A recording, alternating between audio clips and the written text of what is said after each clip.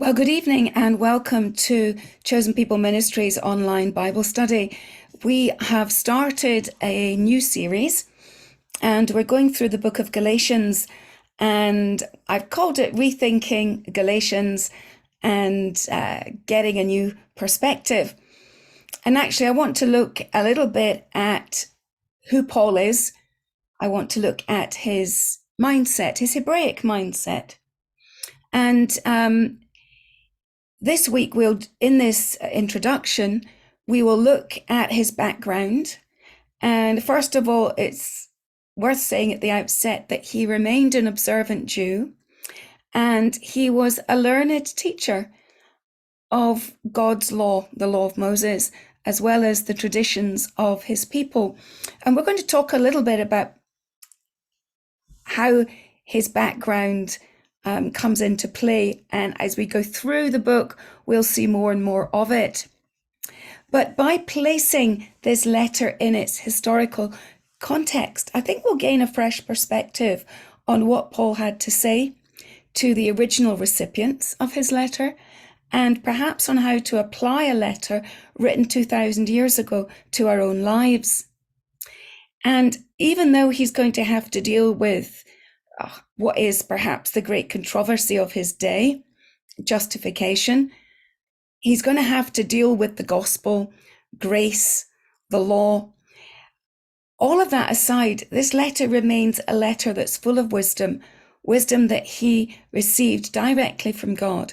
And it will both challenge and encourage us to grow in our walk with the Lord. So, who was Paul? And what influenced his thinking? And how does this play out in his letter to the community in Galatia? We are, of course, focusing on what I'm calling his Hebraic mindset. And what we know of him comes from Luke's account of his salvation, Luke's recording of the very words of Paul, and of course, his own testimony within the other letters that he wrote about his own journey with God. So it might be useful then to note how Paul saw himself and what other information can help us. One of the first things that's recorded about Paul's saying is that he's from a city called Tarsus in Cilicia. And in Acts 21:39, he calls it no obscure city. And it's at this moment I wish I'd done biblical Greek, because I wonder if in the Greek it's really as sarcastic as it sounds in the English. In fact, I don't know if there's an article or book I saw as I was doing my research last week that was entitled, or something to this effect, The Sarcasm of Paul in His Writing. What did he mean when he said his city was no obscure city? Well, we'll find out in a wee moment.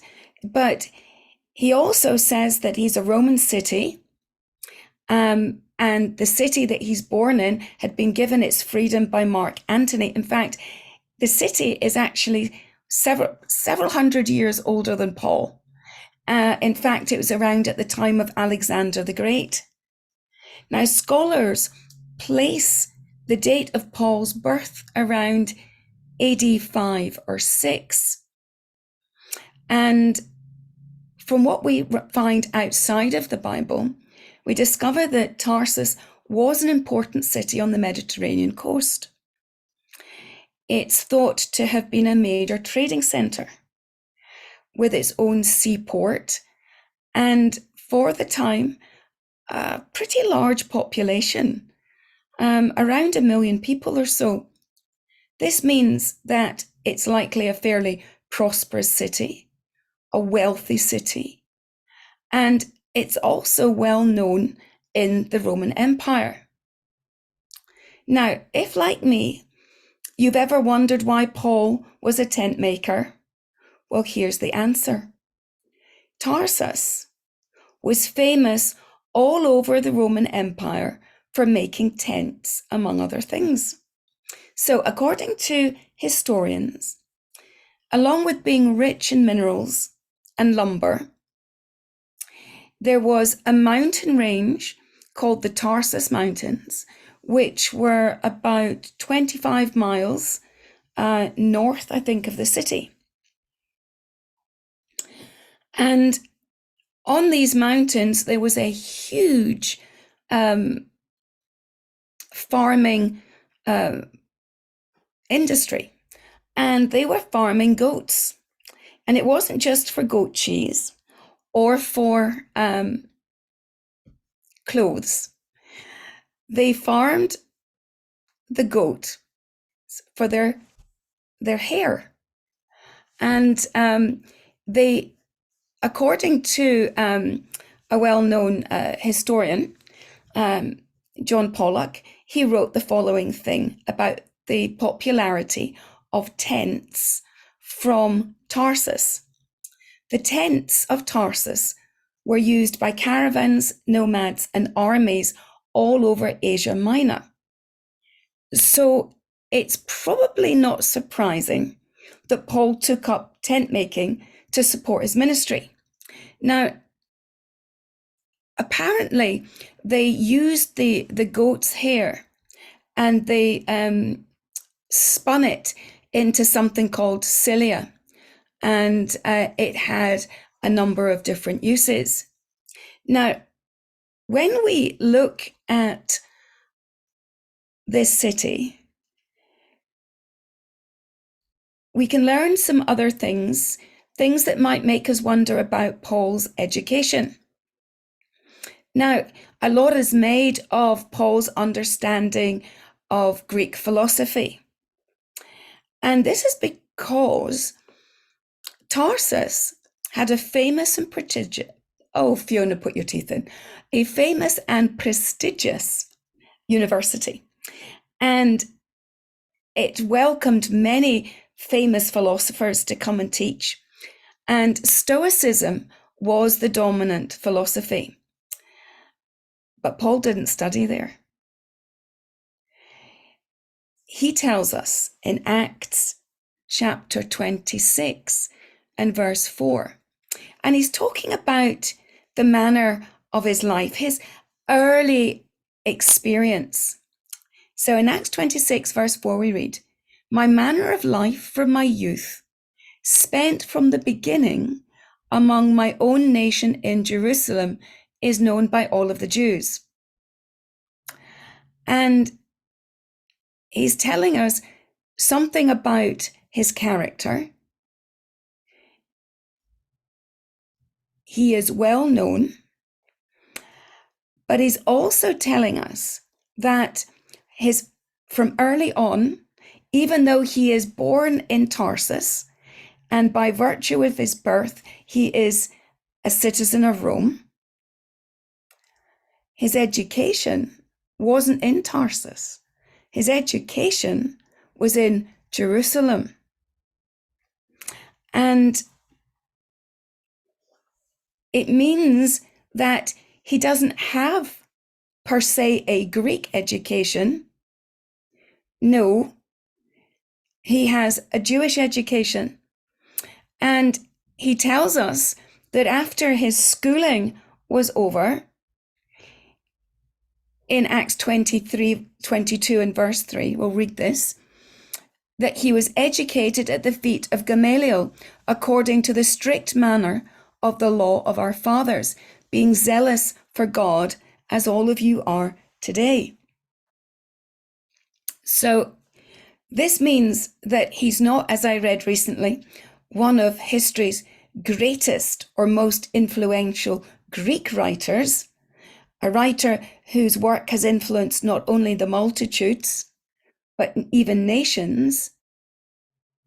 What it means is his primary education is rabbinic, and we are given the name of the rabbi under whom he studied, Gamaliel the Elder. Now, Gamaliel the Elder is the grandson of one of the most famous rabbis of all time, Hillel. And Gamaliel was one of the leaders of the Sanhedrin. And in Acts chapter 5, he actually defends the rights of the apostles who've been arrested to preach the gospel. And he says that if what they're doing is of God, it will succeed, but if it's of man, it will fail.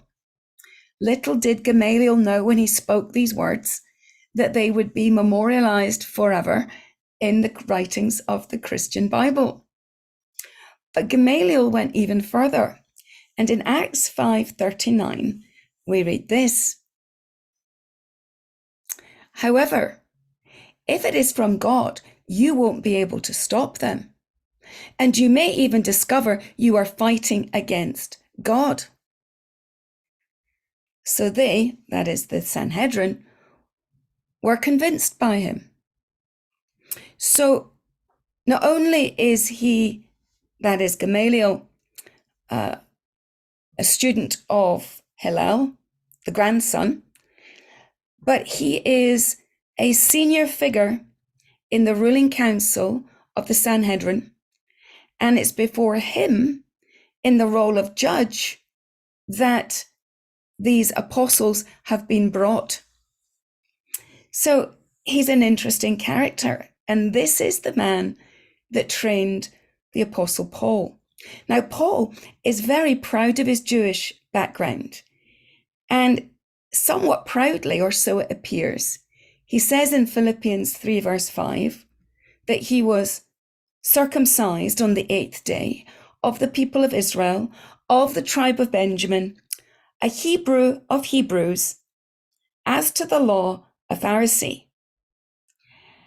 He's giving his resume, his curriculum vitae, as it were, and it comes off as being a little boastful. But I realized something that I'm going to share with you just a little bit later about Paul, that it wasn't so much about being boastful, it was about something else.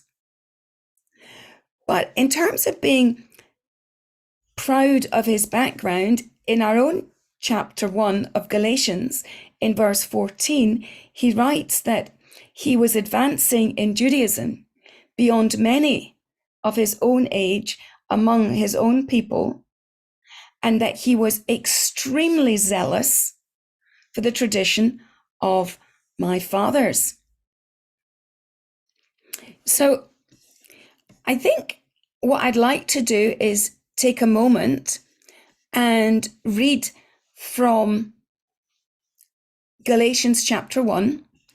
It's not a long chapter, and it will make more sense of what I'm about to say. Galatians chapter 1. For I would have you know, brothers, that the gospel was preached by me is not man's gospel. For I did not receive it from any man, nor was I taught it, but I received it through a revelation of Jesus Christ. For you heard of my former life in Judaism, how I persecuted the church of God violently and tried to destroy it, and that I was advancing in Judaism beyond many of my own age among my people, so extremely zealous was I for the traditions of my fathers. But when he who had set me apart before I was born, and who called me by his grace, was pleased to reveal his Son to me, in order that I might preach him among the Gentiles, I did not immediately consult with anyone, nor did I go up to Jerusalem to those who were the apostles before me, but I went into Arabia and returned again to Damascus.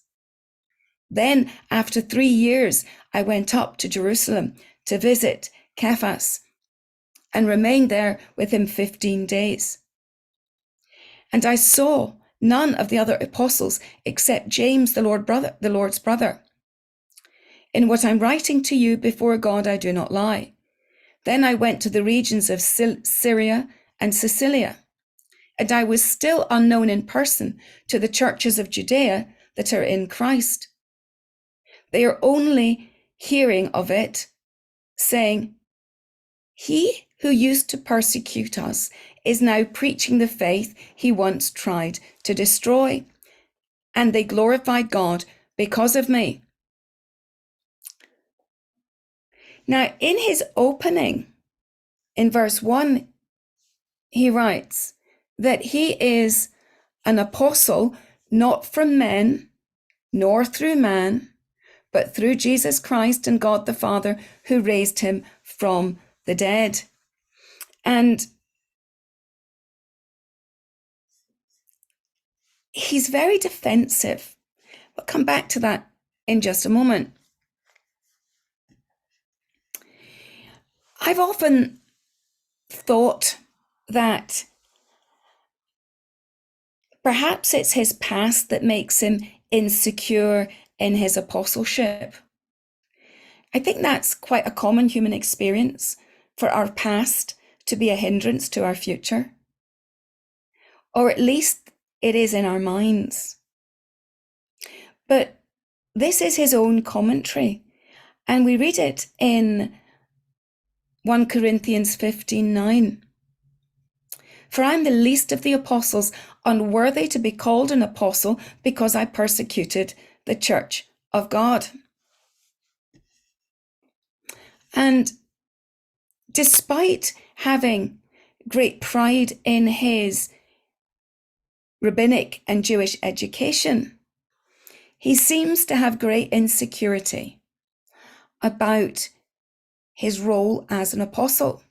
And you can see it in our chapter.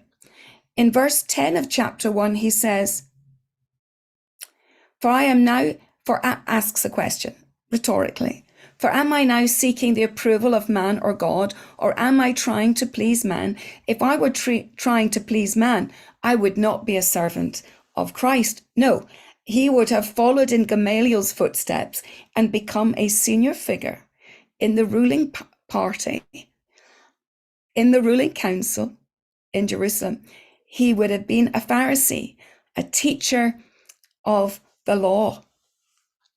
But what Paul's conversion rather teaches us is that Jesus can reach even the worst of sinners. And perhaps it's a sharp reminder to pray for those people whom we know, either personally or in power, who behave badly towards us or others.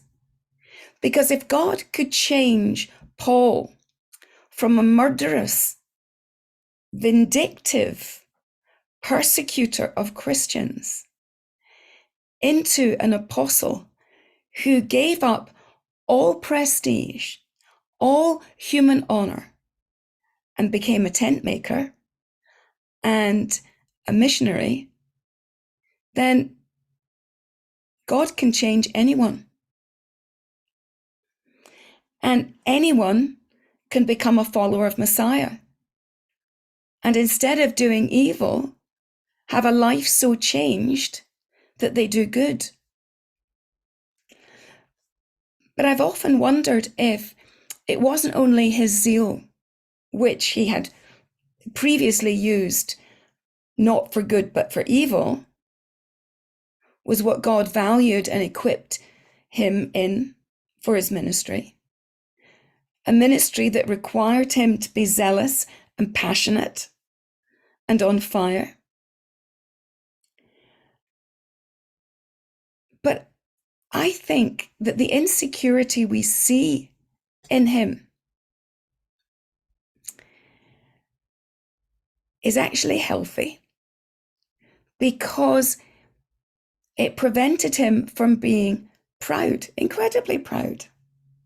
Because you can hear it whenever he talks about his background in his Jewish faith and in his previous life as a rabbinical student.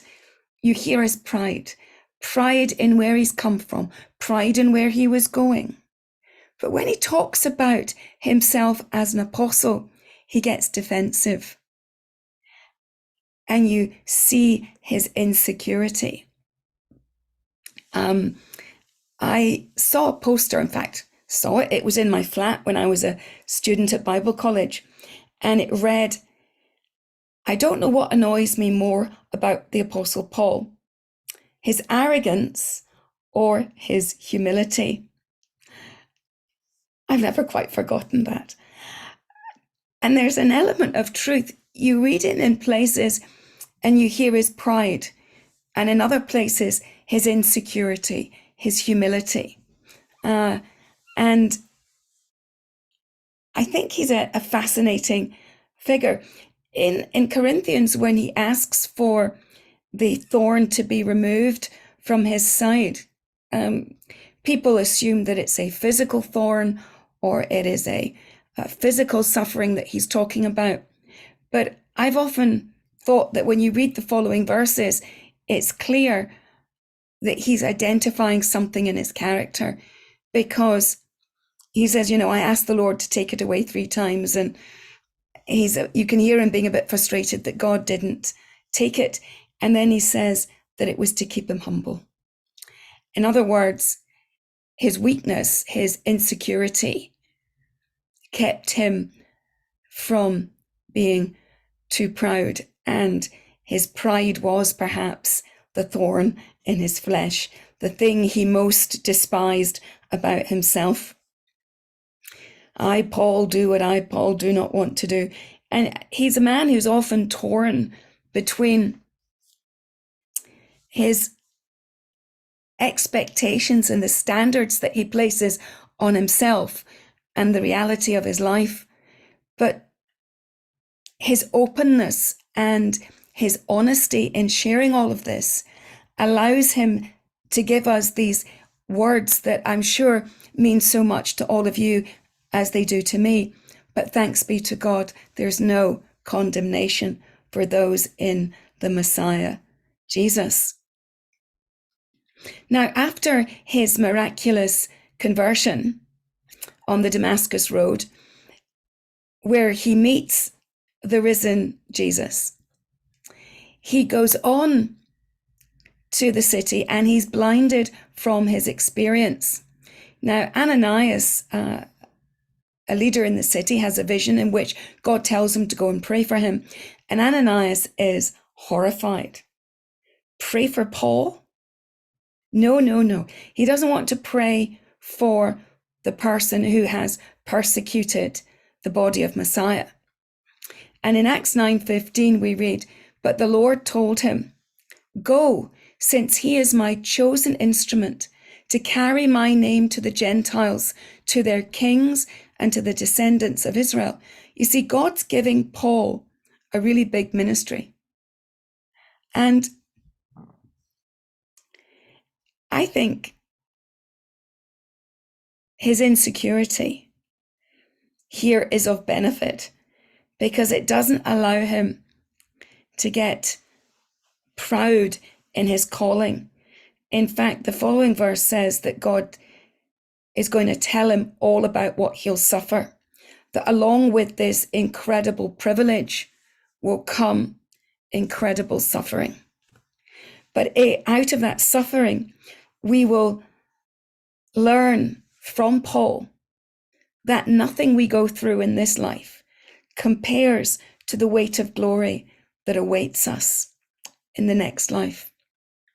So if we sum up his background so far, we see Paul as someone who was trained in rabbinic Judaism, who was Jewish in the way that he thought and in the way that he perceived the world, and most of all, in his view of God, as we'll see in the book. He was Jewish in his understanding of the law of Moses, the land of Israel. These were his points of reference, as well as being part of his identity. Now, the Damascus Road was a life-changing, life-altering experience, and it became the new lens through which he would reinterpret everything that he knew. However, that doesn't mean he became a Christian. He became what many of us would call a Messianic Jew. But more than that, he became one of the greatest teachers that the church and the body of Messiah has ever had. Another question that we ought to ask is, was his thinking greatly influenced by his Greek education, as it's often expressed? As I said, there's very little evidence from his own mouth that he had any Greek education, other than perhaps very early schooling. But that doesn't mean that he was unaware or ignorant of the Greek world in which his ministry developed. As I mentioned, his city's university was a center for Greek philosophy and Stoicism. And Israel itself was at that time being deeply influenced by what we call Hellenistic culture, as was its Jewish community. And like any missionary, he would have sought to understand the world and the people to whom he was preaching. This means that his understanding of Greek philosophy doesn't imply he was a student of Greek.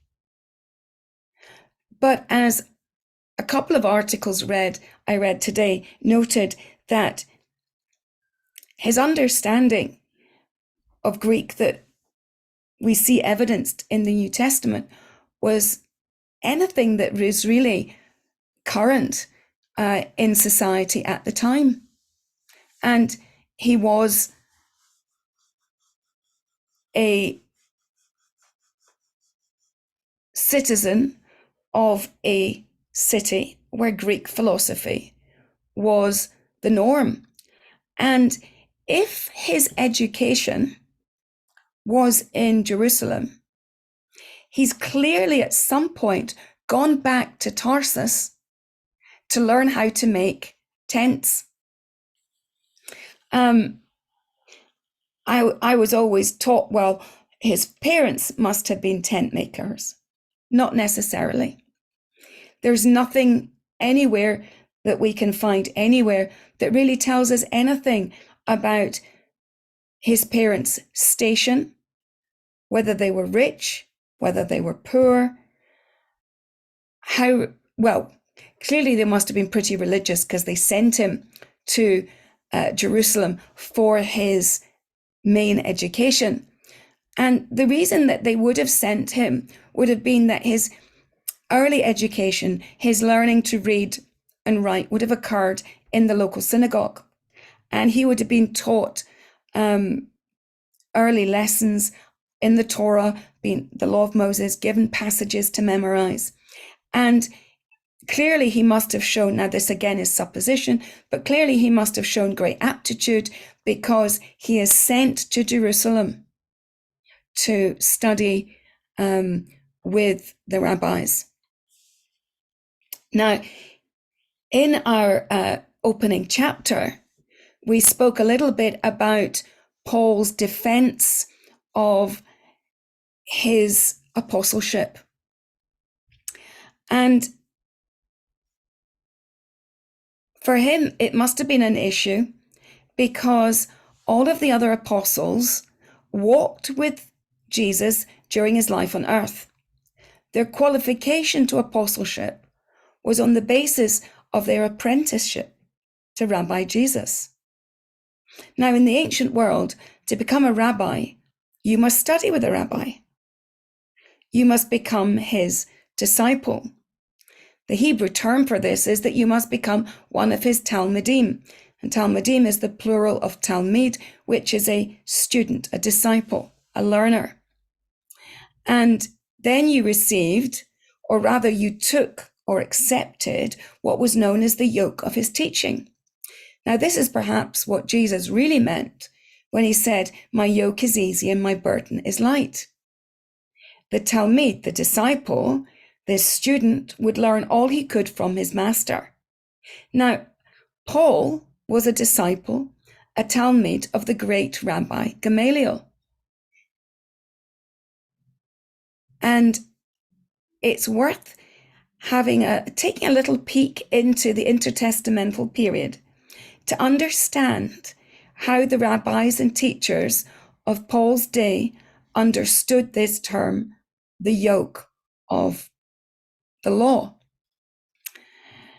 In a book called Sirah, in chapter 51, verses 13 to 14, we read this: "When I was yet young, ever I went abroad. I desired wisdom openly in my prayer. I prayed for her before the temple and still seek her out even to the end." And then further down in the same chapter, In verse 26 to 27, we read, and this is, put your neck under the yoke. Let your soul receive instruction. She is hard at hand to find. Behold with your eyes how I have but a little labour, and have gotten unto me much rest. So what do we learn? Well, you submit, you put your neck under her yoke. You learn, that is, you're willing to accept her instruction, and what you discover is rest. Now, in the ancient world, in Yeshua's day, when you were a disciple, you had to do 3 things. You had to learn, you had to imitate, and you had to pass it on. In other words, you learned everything that your rabbi, your teacher, had to say. You imitated him. In other words, you learned to repeat it. In fact, you had to learn it verbatim. So when it says you imitate, it's learn, and in the terms of understanding, but imitate, oh yeah, you have to learn it by heart so that you can repeat it. And then you're to pass it on. And once you're beginning to pass it on, you may end up becoming a rabbi in your own right and starting this whole cycle all over again. So it's a bit like learn, repeat, and pass it on. Now, Paul had experienced this with Gamaliel, but he hadn't walked with Jesus in his earthly life. And this is why he feels insecure in his position. And you find him again and again defending his right to be an apostle. But Paul also tells us something really important. He took 3 years out, and in those 3 years, he relearned and reinterpreted everything that he knew. In fact, he implies that he spent 3 years being re-educated by Jesus, so that this becomes the new lens, the gospel of salvation in the long-awaited Messiah that will become his new frame of reference. And he will remain a Jew. But what's interesting as well, and it's worth noting, because in this gospel, or this gospel that he's going to teach to the community at in Galatia, he's going to meet 2 groups of people in this congregation. There will be the Jewish congregants, the Jewish believers in Jesus, who, like him, would have a reasonable understanding of the law of Moses, although I think Paul's is somewhat beyond the reasonable and goes into the expert understanding. And then you have those who've come out of paganism, those who are going to be influenced by philosophy. And in this book, it's probably worth noting that his primary recipients are Gentiles. But there are moments in this book, or rather, later, that he addresses the Jewish believers head on. And there was clearly a group within this community that were Judaizers, and there were also the other group who were bringing in the old philosophies, the paganism. And as we go through the book, the letter, as we move into chapter 2 and onwards, we're going to see how this plays out. Next week, we're going to look at how he introduces the theme of grace, because justification, which is probably the key theme of the book, and it's justification by faith, not by works. And it deals with how we receive, how we grow in faith, and how the gospel is a free gift. And the Judaizers are creating problems, and he needs to address that. So we're going to see in the book tension between the Jewish believers, perhaps more specifically the Judaizers within them, and the pagans, and in fact just the Gentile believers. And just like the book of Romans is written to help the Jewish believers and the Gentile believers understand each other and their place within the body, this gospel that he is preaching here, his message here in this letter to the community, the congregation in Galatia, or the churches in Galatia, is all about how the gospel is a gospel of grace. It's not a gospel of works. And we're going to explore that and the Jewish background to grace and the Greek understanding and how he marries the two of them to help explain the gift of the gospel. So we're going to look at that next week, and I hope you'll join us